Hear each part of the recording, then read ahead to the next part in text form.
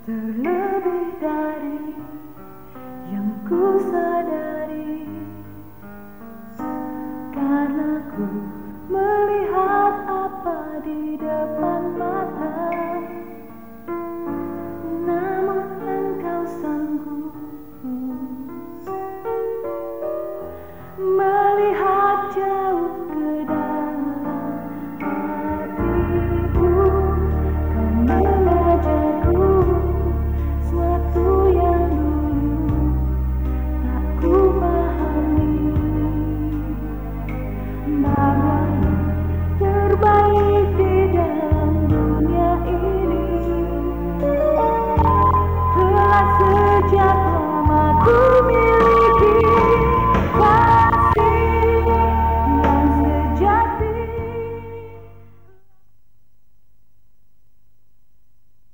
Shalom. Haleluya.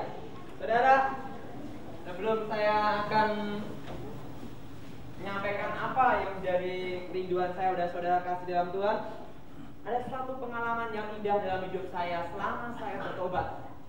Apa saudara?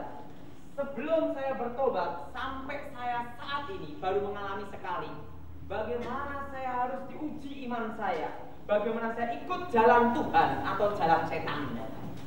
Pada waktu itu yang saya dikepung berapa orang, saudara, saya betul-betul dipermalukan, dikatakan kamu itu muridnya kecil, keluarkan ilmumu, pukulan jarak jauh, keluarkan ini semua, gitu ya. Tiba-tiba setan berbisik sama saya, ngomong gini ya, Tony, ada apa?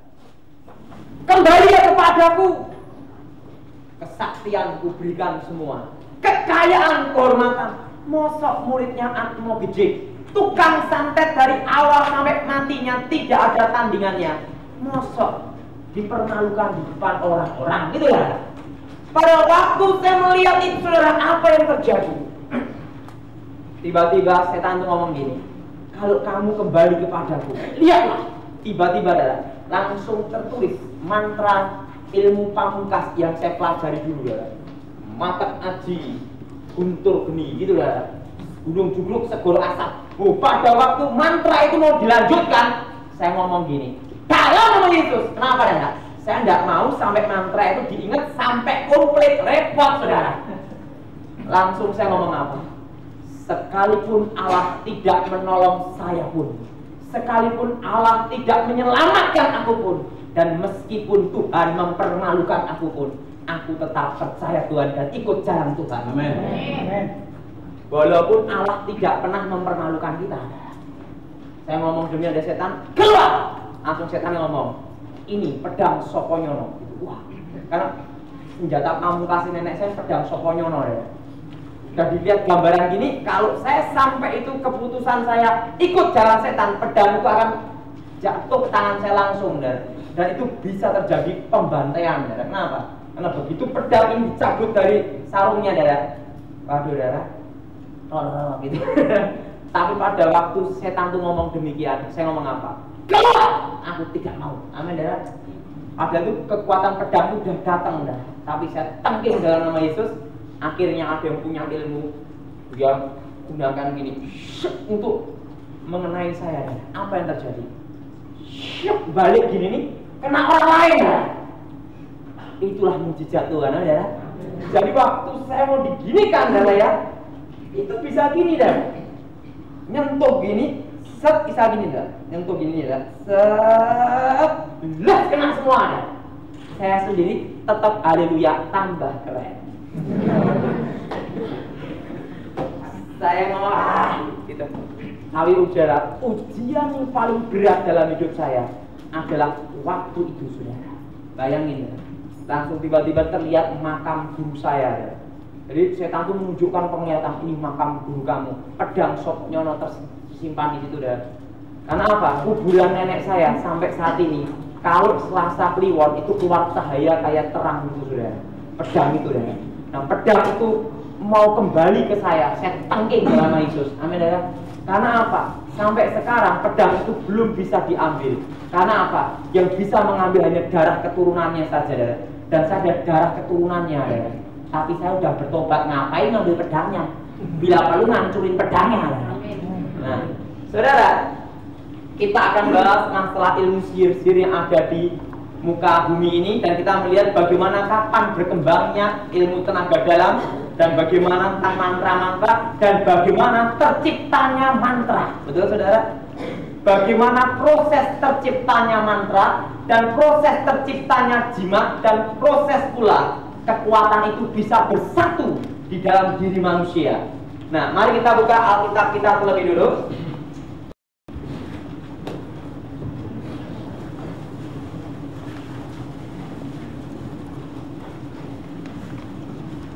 Kita buka Alkitab kita dalam surat 1 Timotius pasal yang keempat.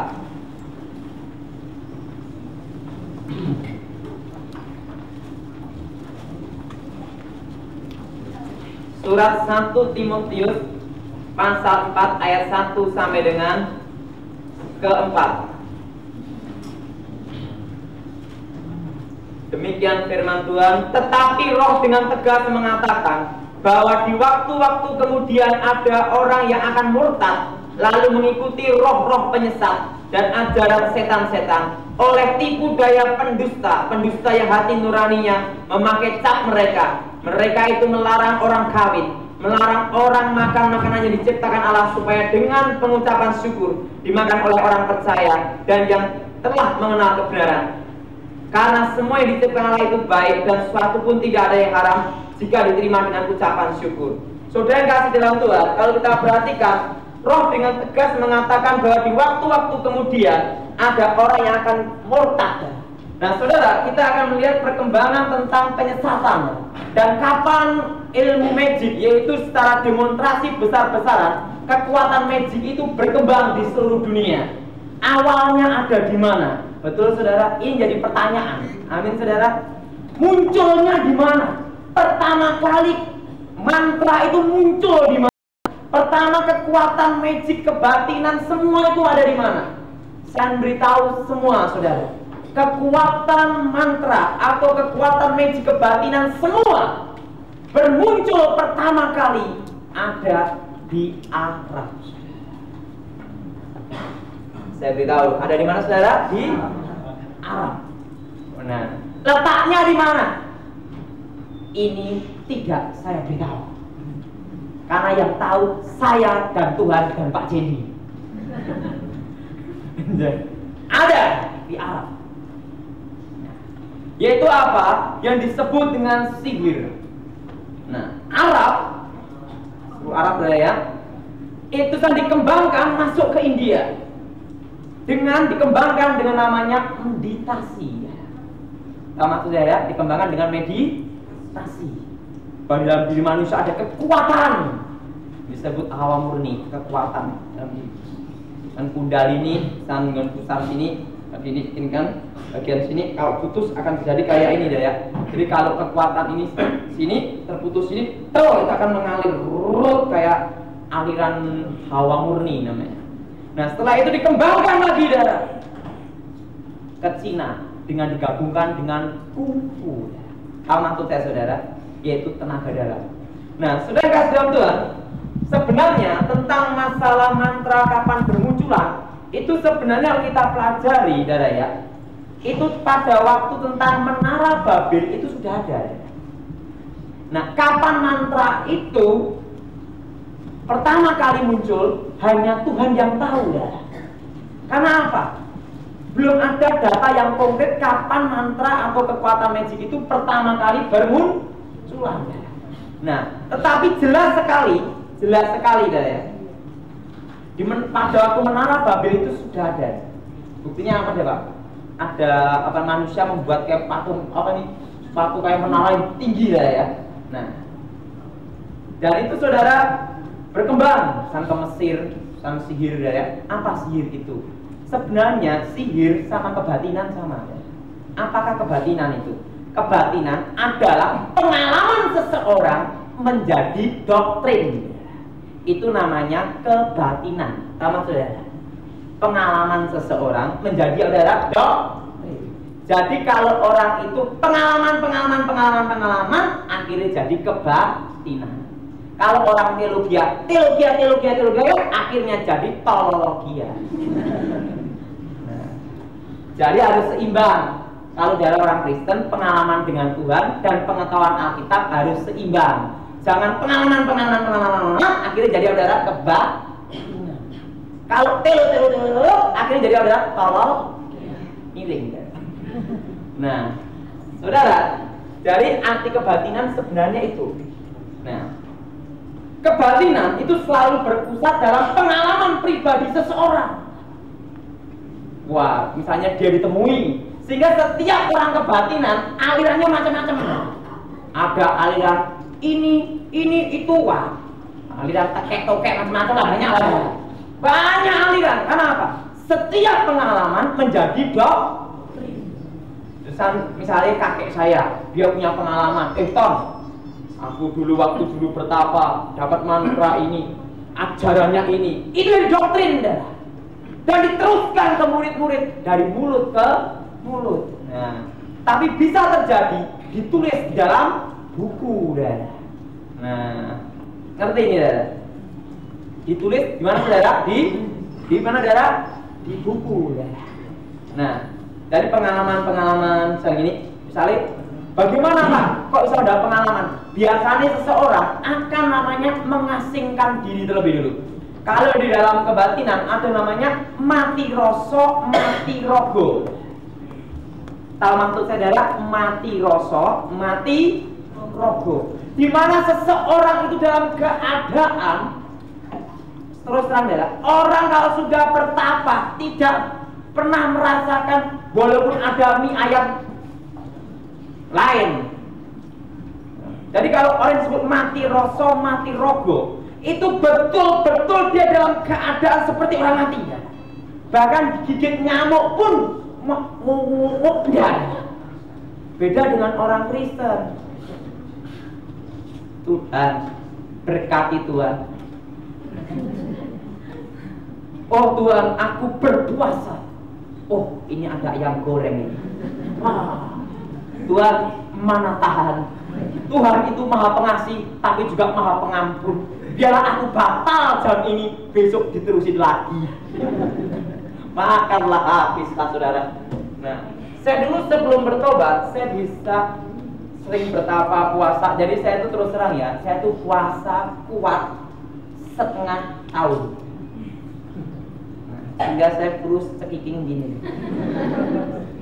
Kurus, saudara. Saya dulu, saudara ya, enakmu setelah bertobat.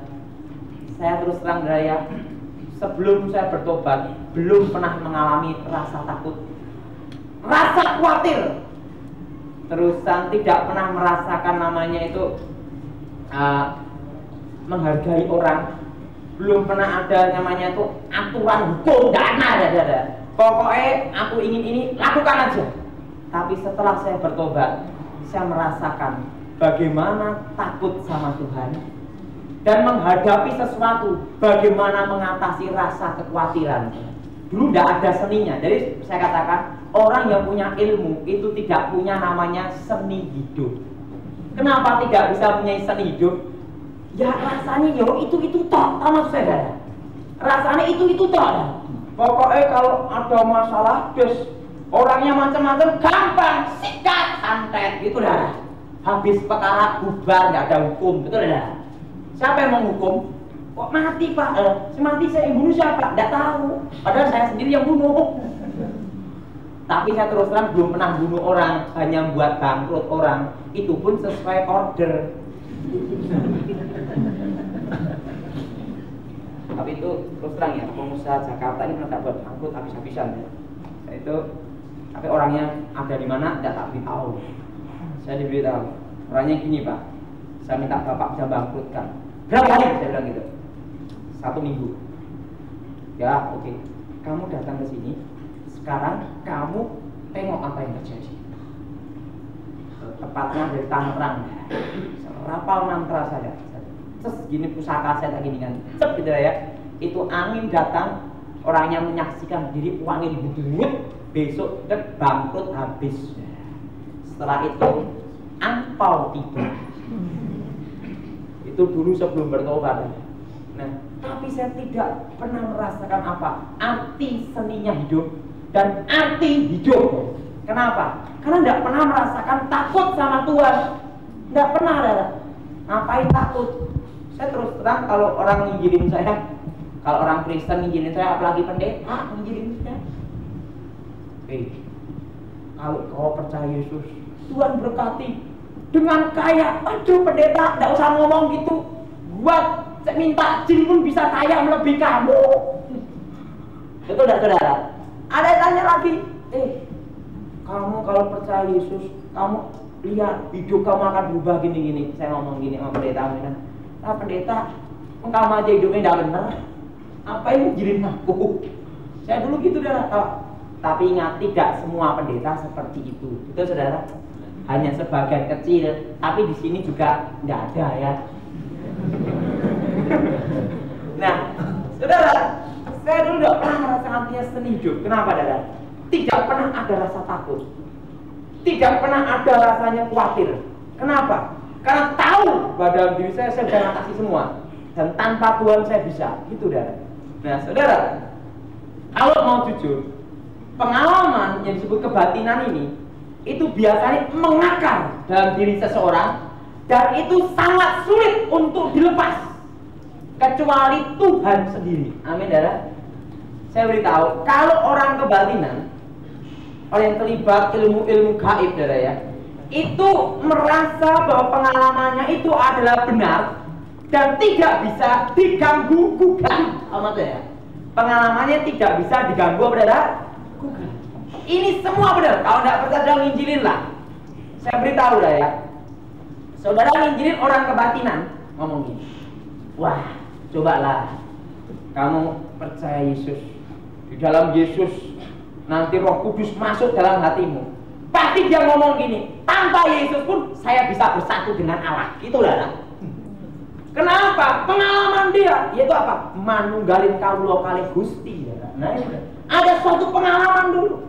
Nah, walaupun bersatunya dengan setan kudus juga lain. Bukan Roh Kudus tapi setan dari kudus. Pokoknya menunggal gitu aja saudara. Tahu maksud saudara? Dan itu pengalaman dia.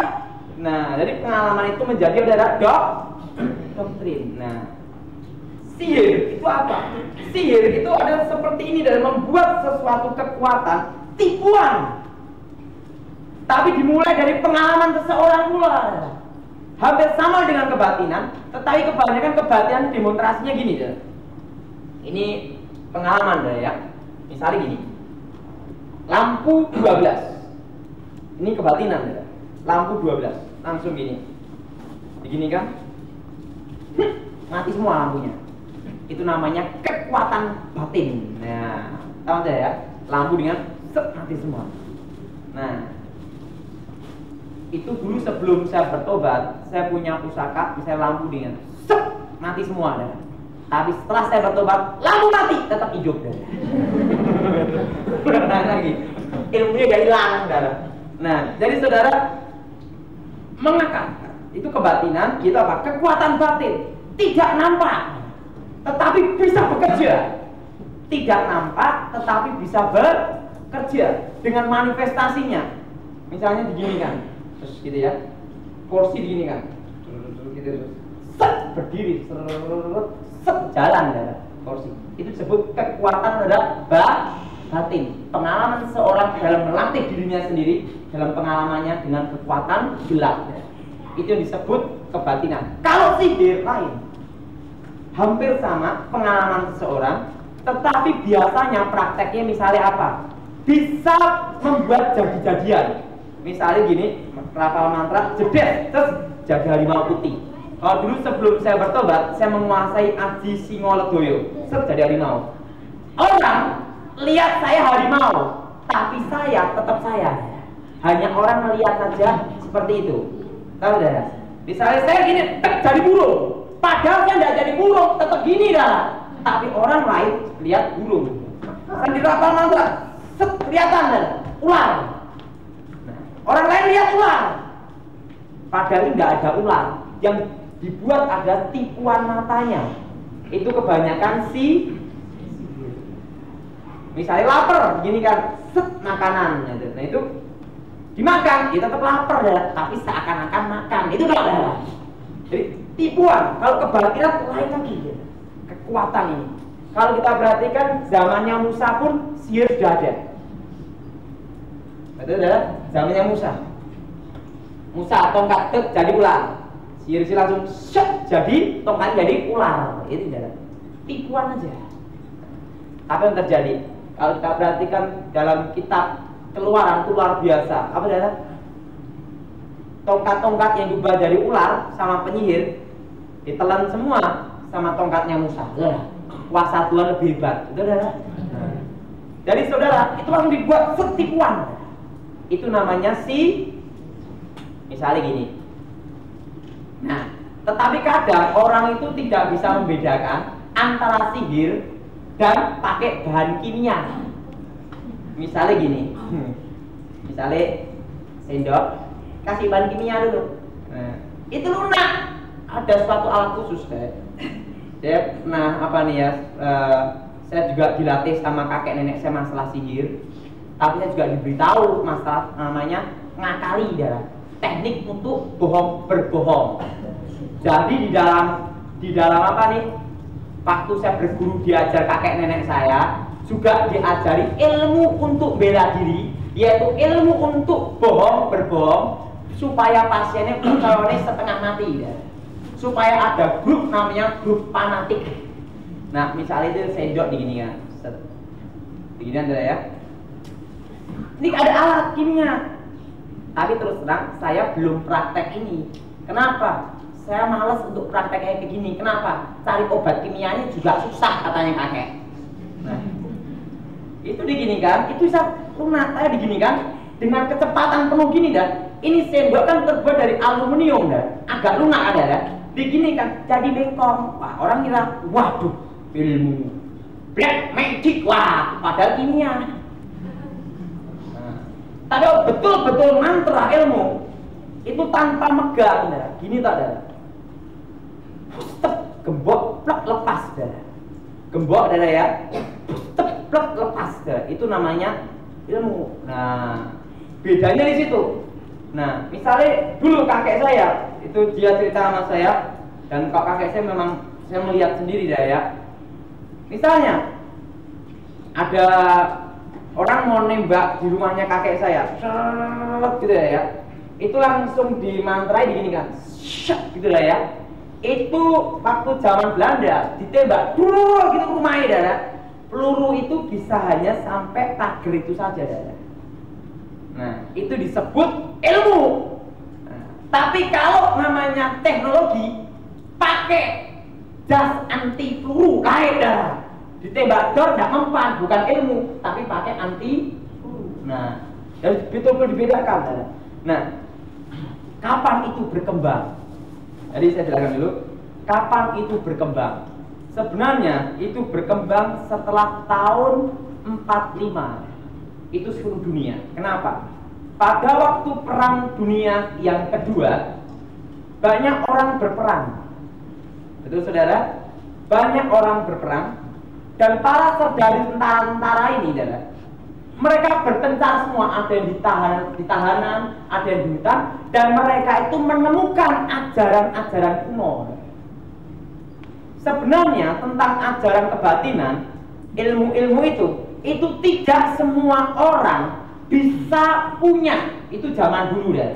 Hanya orang-orang tertentu, termasuk saudara. Itu sebelum tahun 45. Sehingga sebelum tahun 45 itu dukun itu bisa dihitung ya. Tapi sekarang dukun banyak sak daya, betul ya. Tapi dukun sekarang adalah dukun reformasi. Kenapa? Dulu ndak ada dukun pakai handphone dah. Kalau mau jujur, ndak ada dukun pakai handphone. Kalau Anda mau konsultasi dengan saya, handphone saya, waduh, kode ini. Dulu ndak ada. Kebanyakan dari mulut ke mulut. Dari mulut ke mulut. Selain mulut ke mulut juga ada yang kedua. Dari apa? Dari tulisan. Dan tulisan itu pun biasa kalau seorang guru mau memberikan ilmunya kepada muridnya, itu tidak gampang. Dilihat dulu tulangnya, sarafnya. Ini kenapa? Kalau dia tidak kuat melajari ilmu itu, iso edan darah. Jadi ki edan orang karuan darah. Isa gila orang kalau tidak kuat dengan ilmu. Nah, tapi sekarang ini orang ngambil murid seenaknya. Penting dikasih duit langsung jadi murid, betul ada? Dulu tidak gampang, saudara. Zamannya saya dulu tidak gampang, saudara. Ya, hari kelahirannya apa? Waktu jebedulnya itu, waktu lahirnya itu bagaimana? Saya lahirnya itu beda dengan saudara. Kelahiran saya dulu, katanya mama saya, itu aneh. Dulu sebenarnya saya mau digugurkan. Pada waktu saya mau digugurkan, tiba-tiba ada seekor burung putih. Itu datang kepada mama saya, hinggap di perutnya mama saya. Dan burung itu tidak mau pergi kemana-mana, ditangkap mama saya dan dibawa. Nah, setelah itu tanya ke itu, tek itu dah. Tek itu keluar akan lahir kedatangan seorang besar. Nah, akan lahir kedatangan orang besar. Arti orang besar di sini yaitu akan datangnya keturunan titisan. Arti titisan itu apa? Banan, jadi kakek nenek buyut saya yang sudah meninggal dulu itu akan masuk ke generasinya. Yaitu apa? Bukan roh orang matinya, tapi kekuatan setan yang dalam diri leluhur saya itu akan masuk ke dalam janin itu. Nah, akhirnya lahir saya, dan sejak lahir saya sudah memiliki kekuatan. Saya waktu kecil itu kalau orang tak pandang gini tak takut sudah. Terusan hewan juga tak gini kan, langsung tapi sekarang tak gini kan, lari dia. Dulu ular saya gini kan, mau makan ini saya gini kan, sejak kecil saya gini kan, langsung dia gini, sejak kecil Jadi sebelum saya belajar ilmu sudah ada kekuatan dalam diri saya. Nah, kekuatan setan sejak dalam kandungan ini yang disebut apa saudara? Titisan. Menitis generasi, dan wajah dari guru saya, wajahnya mirip saya. Biasanya titisan ini wajahnya mirip dengan generasinya, dan saya memang mirip dengan nenek saya dan kakek saya. Jadi saya tuh separuh mirip nenek, separuh mirip kakek. Kalau kakek ngomong, kamu mirip aku. Nenek ngomong, kamu mirip aku. Matanya mirip nenek, wajahnya mirip kakek. Jadinya apa? Ampiang. Ya, kekuatan. Nah, itu sebenarnya itu muncul, mencuat. Itu setelah Perang Dunia Kedua. Para serdadu tentara-tentara yang itu menemukan buku-buku kuno. Mereka ingin mempelajari. Kenapa? Pada waktu Perang Dunia Kedua, banyak orang mengalami kekosongan batin, banyak orang mengalami kehilangan jati diri, banyak orang mengalami kelelahan, banyak orang mengalami turun rohani, keagamaan mulai turun semua. Dan pada waktu mendapat sesuatu yang baru, kelemahan manusia kalau dia mendapat sesuatu yang baru, kalau mendapat suatu pengalaman yang baru, ini semakin ingin mengetahui, keinginan ingin mengetahui. Akhirnya kitab-kitab itu dibuka semua, kitab-kitab kuno itu. Nah, kenapa seorang guru kalau mau nulis kitab itu ditulis dulu, tulis dulu, dan pada waktu ditulis itu ada yang pakai darahnya sendiri, darah manusia. Ada yang juga pakai ini kayak daun itu, daun lontar pakai ditulis. Kalau tempatnya nenek saya pakai Hono Coroko, huruf Jawa kuno itu saudara. Nah, itu ditulis, saudara. Nah, pada waktu nanti mau mati itu selesai, diberikan kepada penggantinya. Nah, tapi ada juga sebelum dapat penggantinya mati duluan, tersimpan di gua-gua. Akhir ditemukan serdadu-serdadu ini tentara-tentara. Berarti kan banyak tentara-tentara yang punya pengalaman kebatinan, betul tapi tidak semua tentara. Mereka menemukan, mereka belajar, wah ada kekuatan di balik alam semesta ini. Nah, pada waktu mereka mempelajari, mereka tertarik. Akhirnya mereka mengajarkan. Setelah mereka kembali ke negara masing-masing, Sehingga pergerakan zaman baru atau gerakan kebatinan sihir itu betul-betul mencuat setelah Perang Dunia Kedua.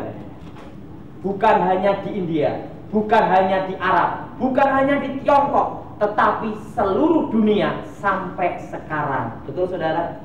Sampai mana saudara? Karena apa? Karena rasa ingin tahunya manusia bahwa di dalam dirinya ada kekuatan. Tetapi ingat, walaupun dia memiliki kekuatan ilmu apapun juga, kalahnya sama haleluya. Sama apa saudara? Kalau saya ingin jadi orang, ini teknik saya saudara. Ilmu kamu itu tingkat rendah, tingkat menengah. Kalau kamu ingin ilmu tingkat tinggi, saya beritahu, ilmu tingkat tinggi adalah haleluya. Dia ngomong haleluya, wah, kalau dia tersinggung, nah apa haleluya? Puji Tuhan. Kalau kamu bisa ngelawan Tuhan, silahkan. Gitu. Tidak ada seorang manusia yang bisa ngelawan Tuhan. Benar ada. Jadi ingat saudara, itu berkembang setelah Perang Dunia Kedua. Nah, dan itu berbagai versi saudara. Nanti ada versi misalnya ya, ada yang pakai jurus gini, ada yang pakai gini, nah pakai gini dulu, ada yang pakai kembang kantil, itu biasa ilmu pelet, entah bahas ilmu kedip-kedip ini dah. Nanti habis session berikutnya ini tak beritahu tentang ilmu adalah kedip, jarang goyang, semar mesem. Dulu sebelum saya bertobat itu dikasih susu bagian sini gitu ya. Nanti tampang kencol, jolo nih jolo sutro, wah, ekor gendeng mulih ngangkleng, sing edan dadi ra karuan, wah, itu dah ya. Walaupun sing cowok tuh wajah kayak mini pelet gini, tapi lawan jenisnya melihat, waduh, seperti Arjuna, padahal kakek nenek tua. Kakek tidak mau kinder, panti jompo. Wah dia, loh kakek saya itu udah ya, tanggal muda ikut muda, kelihatan muda gagah. Tanggal tua kelihatan tua, jadi ngikuti gajian juga. Itu pakai ilmu aji pengawetan nom, pakai mata dimandi dia apa nih di gini kan, langsung kelihatan. Itu pakai aji cucak hijau ya. Itu bukan burung cucak hijau lain. Ini ilmu cucak hijau itu kalau kakek saya masih ingat ya. Wah itu kelihatan tampan sekali ya. Wah, saya dulu sebelum bertobat pakai itu ya. Wah kalau waktu tanggal muda, wah keren ya. Tanggal tua, ya ikut gajian juga, ada ilmu ikut gajian juga ada. Dan itu saudara mencuat pada waktu Perang Dunia Kedua berkembang. Setiap pengalaman itu kan beda-beda ya. Akhirnya bermunculan aliran-aliran itu. Sudah jelas nih saudara. Nah, di balik itu semua itu kuasa Tuhan atau kuasa setan saudara? Kuasa setan. Kuasa ke-8.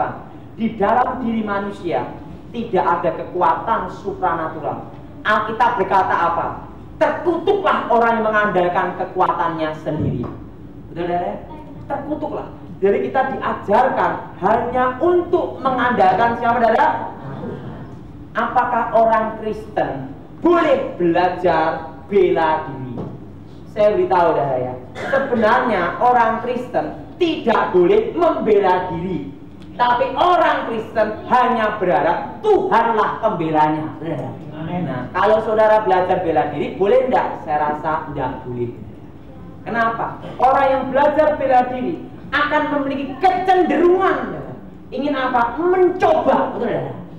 Ingin kecenderungan pula mengandalkan kekuatan sendiri. Pada Alkitab berkata apa? Terkutuklah orang yang mengandalkan kekuatan sendiri. Kalau saudara pelajari sungguh-sungguh, 99% orang yang belajar ilmu bela diri pasti pakai kekuatan tenaga dalam, pakai magic ya, setan. Yang betul-betul olahraga hanya satu yang saat ini aman, yaitu lari pagi. Itu loh. Jadi kalau susuk itu dari ini biasanya itu pakai sepet. Sepet itu apa ya? Satu kamar. Setelah itu kedua daun kelor. Daun kelor itu biasa untuk orang mati itu dah ya. Ketiga, pisang emas. Keempat adalah ketan hitam. Terusan ketan hitam, setelah itu ada juga yang kalau dulu selain ketan hitam kan ada lagi juga. Yang kelima itu apa ya? Bentar. Ini loh, tahu daun waru ya? Yang bentuknya gini, bunganya gini tuh dah. Nah itu biasanya kalau orang yang punya susuk dari ini sambal lilian itu, kalau mau lepasin susuknya ini suruh makan itu atau suruh digini kan, sabut kelapa. Yang jadi pertanyaan, apakah itu kekuatan susuknya hilang? Enggak. Bendanya memang bisa lepas, tapi roh jahat itu masih mengikat hidupnya, karena itu adalah ikatan perjanjian. Nah, orang yang pasang susuk pakai ini sambal lilem gitu dah ya, itu biasanya ini akan rumah tangganya setelah punya anak satu akan sering terjadi pertengkaran, cekcok terus, karena itu udah ada di dalam kutukannya setelah punya anak satu. Lah kalau nggak punya anak bagaimana Pak? Kalau nggak punya anak dalam hidupnya dia tidak akan puas dalam seksual, haus akan seks, perzinahan terus. Dan itu biasanya selain perzinahan dia akan mengalami seperti kayak ini ya, kutukannya mengalami ini ya. Dimana dalam rumah tangganya akan banyak sekali perselingkuhan. Bahkan anaknya pun sejak kecil bisa maniak seks. Tahu Anda ya, maniak seks. Jadi kecil udah seksnya udah tidak karuan. Kenapa bisa demikian? Karena itu sudah ada di dalam kutukan. Jadi rumah tangganya akan betul-betul dihancurkan dengan perzinahan ini. Nah, cirinya kalau dia langsung ya, kalau itu perempuan matanya agak gini. Kenapa gini? Karena otomatis kalau benda ini ada dalam tubuh manusia, ada saraf tertentu yang kena, saudara. Jadi bisa menimbulkan gini, secara tidak sadar. Gini. Kalau enggak, bisa gini. Secara tidak sadar, kenapa kena ganjelan benda ini ya? Ada satu sarafnya yang kena juga, kan ada? Benda itu masuk bagaimana? Yaitu alam nyata masuk alam roh, tidak dibatasi ruang dan waktu, masuk gini ya. Sep gitu. Kelihatan? Jelas. Jadi ini dimasukkan blok-blok, ini kelihatan. Benda ini biasanya ganjel gitu. Kalau itu dipasang bagian sini, dia akan gini, kelihatan manis. Dan ingat, kalau orang pasang susuk jenis sambal lilin ini, itu kayak binatang dulu saudara. Warnanya klip-klip hijau mengkilap tuh saudara. Pernah tahu gitu ya? Hah? Wah itu kunang-kunang lain lagi. Besarnya segini loh saudara. Biasanya sering hinggap di daun, di pohon randu. Randu itu apa ya? Bahasa Indonesia. Kapas. Daun kapas randu. Kapuk saja. Yang untuk orang tidur dulu ya, bantal itu. Itu mencrok neng kono biasanya. Mencrok itu ya, hinggap di situ, plok gitu ya. Nah, itu diambil larnya itu ini, sayapnya dimasukkan, set gitu. Nah, itu kalau punya anak satu, rumah tangganya akan banyak masalah ekonomi maupun perzinahan. Kalau itu yang pasang susuk itu dia punya suami kan suka selingkuh juga. Namanya transfer of spirit. Orang yang pasang susuk pasti rumah tangganya hancur. Itu sambal lilin. Saya dulu pasang soda. Wah, kalau mau jujur banyak. Sini aja ada. Dulu saya di sini tanami sodo pamungkas, sodo panumpik. Panumpiknya ilmu, pamungkasnya ilmu, di sini masukin juga. Hilang semua keluar dari tubuh. Nah, dari saudara, sang berlian ini kutukannya adalah kehancuran rumah tangga dan ekonomi, dan anak akan jadi anak yang sangat nakal, terutama dalam Nah, kalau orangnya itu makan pantangan itu, rohnya lepas tidak? Tidak ada. Perjanjiannya tetap ada. Selama orang itu belum bertobat dan lahir baru, kutukan ini tetap ada. Namanya samber, biasanya adalah untuk pemanis. Sudah ngerti? Ngerti? Ini adalah mau pindah. Ulang ngerti ini lah. Sekarang susuk berlian. Berlian itu dalam bahasa Indonesia apa ya? Ya berlian ya. Susah juga saya ngomong ini ya. Berlian itu terus terang, kalau pasang berlian, aku tak jujur aja, nenekku itu curang. Kalau yang dipasang itu 5, yang betul dipasang 1, yang 4 dijual. Aku jujur aja, sebabnya sing jual, sing nemeni ya aku deh. Jadi saya tahu persis, oh nenekku bisa dijual di mana, gitu lah. Kalau itu dijual di toko Mas Gareng, masih ingat aku? Apa namanya? Lo kenapa apa Bang? Ya, saya tahu persis ya. Saya nemeni jual ya aku ya. Jadi kalau mau jujur, yang pasang berlian itu tukang ngapusi kabeh. Kalau yang nyuruh pasang 10, yang dipasang 2 tok. Nah, itu kalau orang pasang berlian sini, itu wajah kelihatan, kalau laki-laki akan kelihatan kayak centang seperti penter. Wah, mencorong. Kalau perempuan anggun jalannya. Bener lah. Kelihatan anggun dah. Kalau dia pasang berlian, biasanya dipasang bagian sini dah. Ini dah. Bagian sini biasanya. Karena apa? Supaya kelihatan wajahnya kelihatan bersinar. Sini itu biasanya itu pakai emas, tapi ini berlian dulu ya. Biasanya pasien itu minta bagian sini. Nah, di sini akan seperti terpancar. Selain kelihatan anggun, akan kelihatan berwibawa. Kalau ngomong, orang akan tunduk saudara. Dan perempuan pun bisa. Loh bener, itu kalau berlian. Tapi perempuan yang belum bertobat, kalau orang Kristen tidak bisa terpengaruh.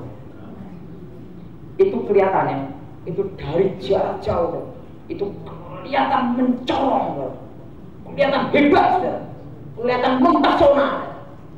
Tapi begitu pada waktu dekat, itu bagian tepat bagian berliannya itu kelihatan kayak hitam gitu ya, sini. Atau bagian sini kelihatan agak hitam gitu ya. Itu cirinya. Waktu dekat gini dimaki itu. Perhatikan. Apa namanya? Diamat-amati. Susah ngomong. Itu akan kelihatan seperti ini ya. Kelihatan kayak hitam gitulah. Dan matanya ini kayak sayu, kayak kehilangan gairah hidup.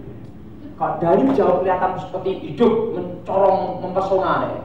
Begitu dekat, seperti kehilangan gairah hidup, kayak mayat itu. Karena apa? Itu susuk berlian cirinya itu. Kalau pasang sini, pasang sini, pasang sini. Kalau pasang sini, biasanya orang akan seketika gini dan set gitu ya. Itu untuk bisnis. Dia gini, set gitu. Itu langsung lawan bisnis, langsung percaya, langsung gini, tunduk seketika. Lawan jenis juga kintil, lawan bisnis juga gini. Itu gunanya ada itu, dan itu biasanya untuk menarik untuk dagangan juga, untuk orang kerja, supaya kalau ngomong lenggarannya tidak lari ya. Tahu tidak? Nah, itu ada kutukannya, dan kutukannya ini lebih berbahaya. Jadi kalau mau jujur, biasanya nenekku, kamu pasang susuk emas atau berlian? Mesti nenek ngomong, lebih baik berlian. Kenapa? Diembak 5, yang dipasang 1. Pesta, kalau mau jujur, udahlah. Dukun-dukun itu semua juga tukang embat semua. Loh, kenapa ngomong demikian Pak Tony? Oh, nenekku ya kaya ngono. Lah Pak Tony dulu ya juga sama. Dulu kalau nggak bertobat. Nah, itu kutukannya apa? Rumah tangga banyak hancur dan perzinahan. Tapi juga ada namanya kutuk kebangkrutan. Ini yang sering disebut uang jin dimakan setan. Lihat, kutuk apa ada kebangkrutan? Uang jin dimakan setan. Jadi uang jin dimakan setan itu kutukannya itu. Nah, ada juga selain kutuk kebangkrutan, yaitu kutuk ke anak. Anak bisa cacat seumur hidup. Itu biasanya untuk tumbalnya. Kalau enggak, anaknya kan sering sakit-sakitan sampai akhir hidupnya. Itu kutukannya. Dan rumah tangganya akan sering terjadi pemberontakan. Anak berontak ke orang tua akan terjadi. Dan itu kalau punya pabrik dan terjadi banyak masalah, saudara. Banyak hal.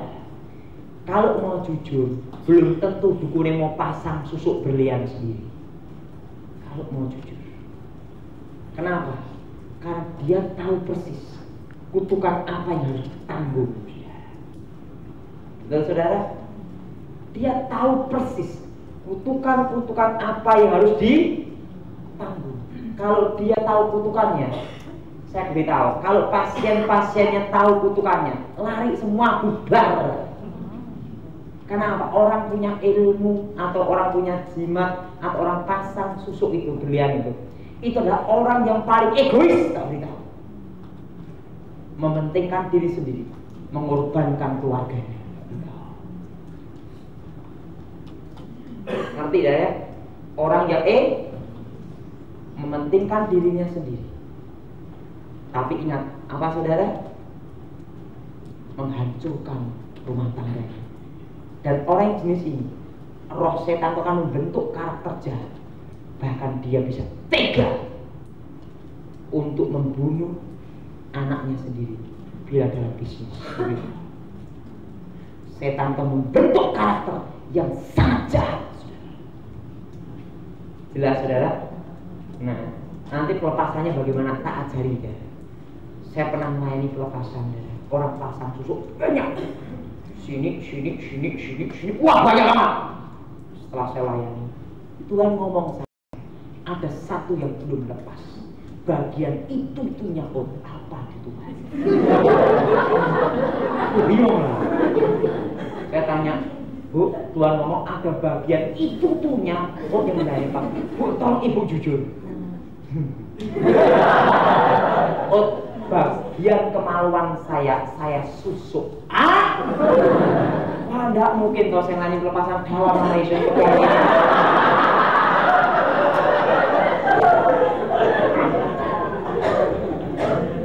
saya megang ini di demo nih.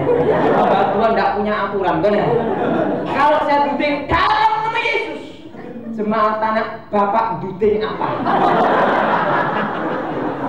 Ini melayani pelepasan yang paling susah seumur hidup saya. Akhirnya saya ngomong, gini ya Bu. Ibu angkat tangan, saya gini. Kalau itu keluar. Loh, wah keluar. Langsung ibu di kamar mandi, barangnya dilepas belum. Gitu lah. Waduh itu paling gila tuh mani kayak gitu Anda. Nah, kok ada Pak pasang susu bagian kemaluan? Tak beritahu, tapi ojo kaget. Kalau itu perempuan, supaya lawan jenis itu seperti kecanduan, biasanya pelacur yang menggunakan itu. Bisa kayak kecanduan seperti orang kena sabu-sabu itu ya. Itu seperti mengikat. Dan itu roh yang lawan jenis itu akan diikat. Kalau laki-laki, maaf kakak, maaf loh saudara ya, berhubungan seks bisa 1 jam saudara. Saya bilang itu kekuatan susuknya itu. Biasanya ini pakai apa saudara? Bisa sambar lilin, bisa berlian juga saudara. Dan itu kalau ada ikatan di situ saudara, pasti punya anak, akan maniak seks. Kenapa? Itu udah kutukannya. Rumah tangganya pasti hancur. Tidak ada damai. Tidak ada damai dalam setan. Kalau mau jujur, orang semakin punya ilmu tingkat tinggi, semakin dia hidupnya tidak ada kedamaian. Saya beritahu, sebelum saya bertobat itu tidak bisa tidur. Bayangin mau tidur bagaimana? Jarum jatuh, budik bangun darah. Setelah saya bertobat, walaupun bumi bergoncang amblas tuh, itu enaknya. Betul-betul tidur itu ada damai. Sekarang kalau mau jujur, orang yang punya ilmu semakin tinggi, semakin melongsodut, semakin susah. Rumah tangganya pun semakin susah. Sekarang kalau mau jujur, ada dukun supaya cepat dapat kerjaan, tapi anaknya sendiri nganggur, betul tidak? Kenapa tidak disarikan aja anaknya, betul tidak? Karena dia tahu kutukan demi kutukannya. Kalau orang pasang susu bagian kemaluan, perzinahan pasti ada dalam rumah tangganya. Kedua adalah selain perzinahan, ada yang kedua yang perlu dia tahu. Kutuk adalah kebangkrutan. Ketiga, kutuk pemberontakan. Dan kalau punya anak bisa cacat seumur hidup, kita tahu. Kalau ada cacat seumur hidup, anaknya sakit-sakitan. Jadi orang paling punya susu itu adalah orang yang paling egois. Dan bukan itu saja, dia menghancurkan dirinya sendiri. Seperti orang minum apa nih, kayak minum narkoba atau isep sabu-sabu. Habis sabu-sabu busa-busa, habis busa-busa game selesai. Benar? Ingat saudara, itu susu adalah berleha. Kutukannya lebih berat nggak saudara? Ini disebut berleha. Nanti tak ajari bagaimana melepaskannya. Ketiga, susu emas. Susu emas maupun susu berlian itu ada berbagai macam. Kalau yang ilmu tingkat dasar itu dipasangi gini ya, diginikan, diginikan atau ditiup gini, gitu ya. Kalau yang tingkat tinggi itu biasanya pakai pisang. Pisang ada emas kira-kira tuh 3 gram, jadi banyak gitu ya, kayak jarum itu ya, dimasukin ke pisang emas itu atau pisang Ambon, dimantrai suruh makan. Itu yang tingkat tinggi ya. Begitu makan, tempat yang betul gini, tek tek tek tek tek ini langsung benda itu menyebar. Syok, gitu. Itu nenek saya. Nah, kak saya dulu diajar sama si kecil. Shock gitu. Dari pasang ini tuh misalnya kalau yang tingkat rendah kan ditiup gini, cep gitu. Pasang cep. Kalau yang tingkat tinggi tidak demikian. Jadi pisang dimasukin barang-barangnya, langsung terasa. Saya beritahu, kalau itu tingkat rendah nggak bisa seperti itu. Ususnya bisa berodol semua. Pegel sini kayak. saudara? Minum saya mana? Oh ya.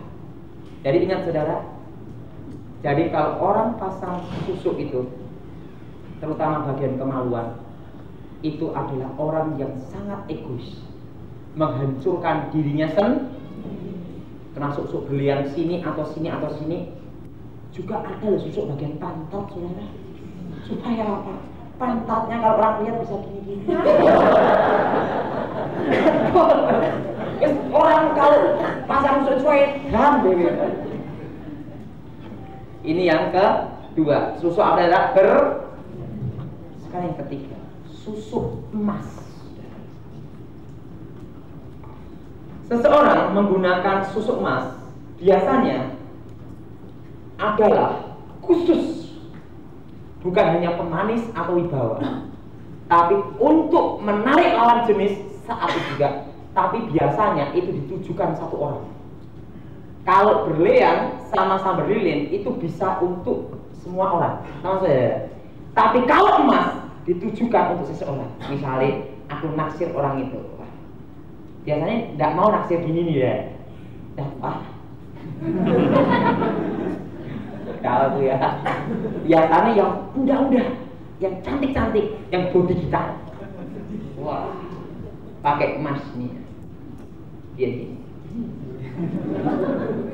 Itu langsung biasanya begitu kena begini ya. Ikan cair terus Anda.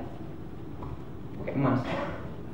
Sini, biasanya sering dipasang bagian sini, sama bagian sini, sama sini. Nah, itu kutukannya, itu sama dengan yang pertama, perjinan, tapi ada suatu unsur di mana akan disebut ditolak langit dan ditolak bumi dalam bahasa kebatinan. Mati ndak, hidup ndak. Kalau mau mati itu susah. Dan kalau mati pun tak beritahu, mayatnya ini tidak bisa busuk dimakan ulat, kering kok. Bukan karena dibalsem. Sampai susuk ini diambil baru bisa jadi tanah lagi. Matinya susah. Namanya kutukan ditolak langit dan ditolak bumi. Dan selama mayat itu tidak bisa bersatu dengan tanah, keturunannya akan menanggung kutukan. Selama mayatnya itu tidak bisa menyatu dengan tanah, biasa sering dipasang bagian sini, bagian sini juga, atau sini. Biasanya hampir seluruh ya. Itu susah untuk mati. Saya dulu dipasang emas bagian sini, wah hampir semua ada. Ini juga ada semua, ini ada semua ada. Ya itu yang ngasih gejek ya, kajian supaya kamu betul-betul itu. Dan susuk emas juga bisa adalah susuk untuk ini ya. Selain untuk melawan jenis, juga untuk ini ya, menundukkan seseorang supaya takut. Kalau marah, bah, gitu, pandang gini, gila. Sekarang saya gini, bah. Lawan saya ngomong apa? Haleluya, bingung saya. Kalau orang Kristen tidak boleh marah-marah, ya. Jadi tidak boleh marah-marah. Jadi itu kutukannya. Perzinahan, anak satu, maniak seks, ditambah lagi.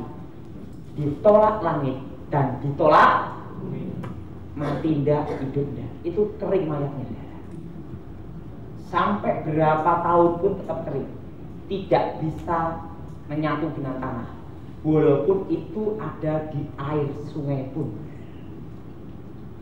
Karena ada mayat-mayat tertentu yang tidak bisa dari tanah karena kondisi alam. Bisa dari ini lain. Itu kalau bagian susu itu bagian sini ya. Sini ini kelihatan masih utuh wajahnya. Tapi bagian sini hancur. Ngerti deh? Kain susuk bagian sini hancur semua, sini masih utuh. Jelas ya? Nah, kutukan yang ditanggung sampai mayat itu bisa menyatu dengan. Nah, jelas ini saudara? Ngerti? Pak, apa bedanya susuk emas dan KB? Itu lain. Sebabnya aku pernah susuk susuk KB ya. Lah aku yo bingung. Susuk apa meneh? Pak, tolong Pak. Saya berdosa sekali. Tolong aku dilepasin susuk saya. Apa Bu? Susuk apa? Emas dan bukan susuk KB. Aduh Bu, maaf Bu, susuk KB itu dokter, bukan bagian saya. Ini yang punya pasang susuk, akibatnya ini. Bagaimana ciri orang yang kena pasang susuk? Nah, ada cirinya. Cirinya, wajah seseorang itu seperti wajah kayak sayu orang tidur. Tapi bukannya setiap hari dia tidak tidur, enggak. Dia tidur biasa. Ini gini, sayu kayak orang tidur. Kedua, kalau tidur menyebut nama orang yang itu, yang punya itu, susuk itu. Ketiga, tidurnya pertengahan jam apa tuh bisa gini, gagap sendiri. Aku tidur gini. Kenapa bisa gelagap seperti itu? Gini deh. Yang tidak bisa dipengaruhi oleh setan secara mutlak di dalam diri manusia adalah roh manusia. Karena roh manusia itu adalah milik Tuhan. Tapi yang bisa dikuasai setan adalah tubuh dan jiwa. Tapi kalau kita orang Kristen tidak bisa terpengaruh tubuh jiwa rohnya. Amin. Sehingga pada waktu tidur akan sering gini. Karena apa? Terjadi pergolaan antara jiwa dan rohnya. Tahu dah? Jiwanya tidak suka.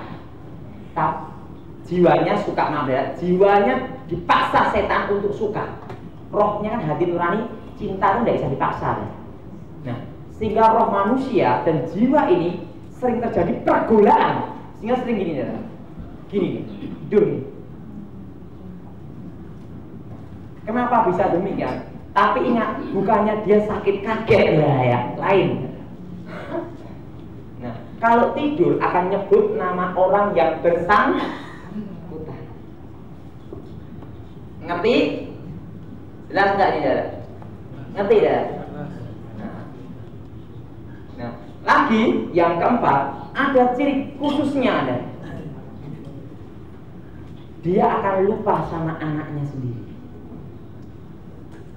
Bahkan sama istrinya pun dia lupa. Sama istrinya sendiri pun lupa. Dan kalau ngomong, saudara perhatikan, kayak orang melindur tuh piye ya? Bukan melindur, bukan mikir. Kalau Jamin ngomongnya arahnya sini, jadi ke sana tuh, Saudara. Ngelantur.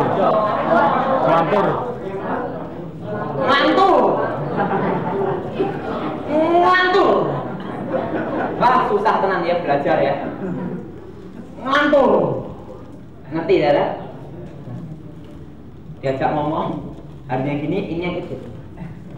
Nah, dan yang kelima, kalau jalan itu seperti gini, Saudara. Misalnya ini pintu, ini ciri fisik aja ya. Jalan itu, oh iya, ini lagi dah. Balik lagi, nah itu dia bolak-balik di pintu dah. Nah ini kan susuk itu dah. Ya itu sedikit linglung, sedikit strip. Itu pasti cirinya seperti itu. Stop. Saudara yang suaminya kena wewe gombel, nah mesti itu. Kalau dia pasang yang wewe gombelnya pasang susuk itu cirinya seperti itu. Ngerti dah ya? Jadi kalau tidur bisa begini, bangun sendiri. Sebabnya apa? Terjadi pergolaan antara jiwa dan hati dan orang demikian kalau tidak segera ditolong, dilayani pelepasan, dilepaskan, ini bisa terjadi gila. Kalau tidak kuat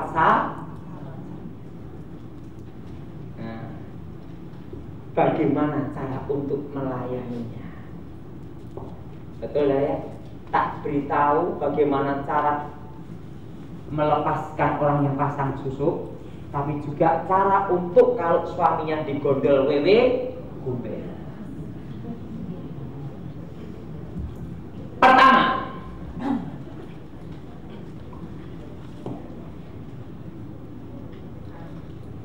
yang bersangkutan harus tahu dulu posisinya. Artinya apa? Menyadari, dan kita memberitahu akibatnya. Kedua, dia harus mengucapkan suatu doa pelepasan segala kutub susuk dan susuk kematian alam gaib. Aku patahkan dalam nama Yesus, dan segala perjanjian di alam gaib aku putuskan dalam nama Yesus. Karena begitu susuk ini ada ikatan namanya perjanjian secara tidak langsung dan langsung. Putuskan dulu. Dan yang ketiga, yang bersangkutan harus dibimbing firman Tuhan sungguh-sungguh. Kenapa? Karakternya orang tersebut sudah dirusak setan, dan pembaruan karakter ini tidak bisa satu hari. Roh Kudus akan perbarui, itu pun bertahap, betul ya? Allah tidak pernah mengubah manusia jadi robot, betul ya? Diberi kehendak bebas, ada pembaruan budi. Nah, bagaimana cara ngeluarin susuknya? Kalau susuk itu arahnya itu biasanya arahnya ke atas. Ini deh, ke atas. Saudara doain, kalau Yesus setan kau susuk keluar, tekan bagian bawah. Karena masuknya biasanya gini. Nah, kalau masuknya bagian atas ini, bagian bawah ini ya. Kalau masuknya bagian atas itu harus terbalik, dikeluarkan bagian, ditekan bagian ini dari bawah. Ada biasanya kalau pas ngelepasin ini ditanya, kamu kuat sakit kain dah? Loh kenapa darah? Susah keluar darah ya. Aku pernah melayani susuk bagian sini sampai bibirnya mentol gini. Dia ngomong, Pak Daud, waktu dilayani nih Pak Daud, melebihi orang yang melahirkan. Bayangin berapa jam bro? Kok gini sampai dia lemas gini. Itu kalau berlian bagian sini, itu tekan bagian atas sini, tekan atas pokoknya, ditekan gini, ditekan gini. Kalau sambar lilin, biasanya sambar lilin udah hancur dengan darah ya, nyatu dengan darah, kita layani pelepasan. Pak, kalau bendanya tidak bisa keluar bagaimana? Sebenarnya tidak, seumpama itu tidak bisa keluar, itu tidak ada masalah. Penting setannya keluar dulu.